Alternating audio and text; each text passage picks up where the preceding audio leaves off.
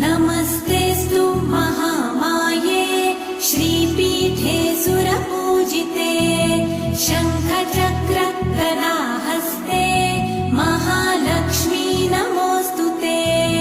नमस्ते गरुडारूढे कोलासुरभयङ्करी